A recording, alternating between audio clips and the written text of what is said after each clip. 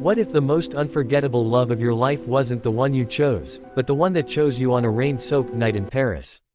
What if one melody could awaken a passion so fierce it rewrote destiny itself?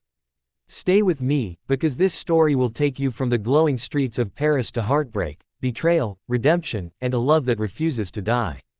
And before we begin, if you believe in timeless romance, unexpected twists, and stories that stay with you long after the last word, subscribe now and become part of a community that lives for powerful storytelling. Jacob never believed in fate until the night Paris began to sing for him. He had arrived in the city with nothing but a weathered guitar case and a heart that carried too many unfinished goodbyes.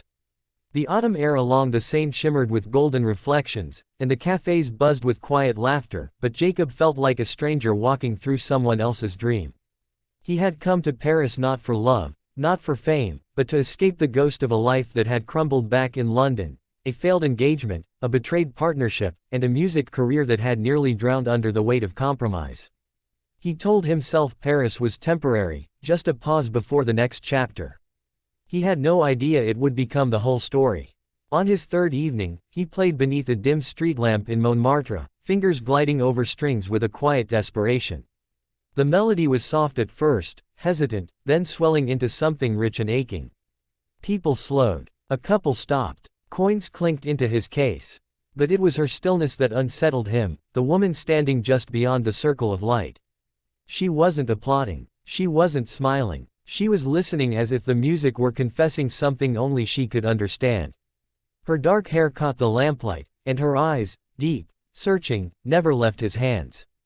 When the final note dissolved into the night, she stepped forward. "You play like someone who's lost," she said in accented English. Jacob almost laughed. "That obvious?" "Yes," she replied, softer now. "And like someone who wants to be found."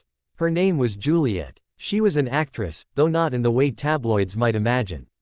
She performed in intimate theaters, choosing roles that peeled back the layers of the human heart.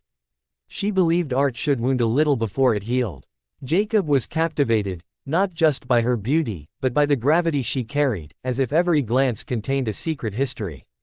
They began meeting by accident, at least that's what they told themselves. A cafe near Rue des Abysses. A quiet bench overlooking the river.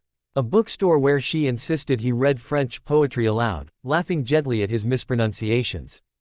Paris became a shared language between them. He played for her in empty courtyards, she recited monologues in candlelit rooms.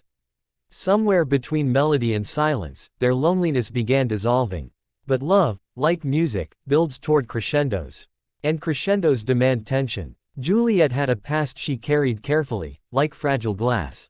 Years earlier, she had fallen for a director whose promises glittered brighter than truth. He had offered her fame in exchange for devotion, then discarded her when a younger starlet appeared. The betrayal had not just broken her heart, it had fractured her trust in ambition itself.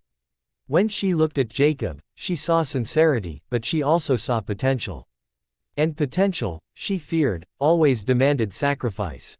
Jacob, meanwhile, had begun receiving emails from a London producer who had once dismissed him.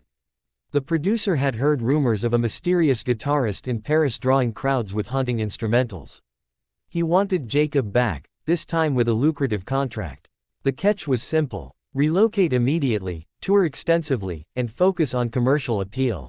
No distractions. Distractions, Jacob repeated when he told Juliette. She forced a smile. Paris is full of them. He didn't miss the shadow in her eyes. "You're not a distraction, aren't I?" she asked quietly. "If you stay for me, will you resent me later?" The question lingered between them like a note that refused to resolve.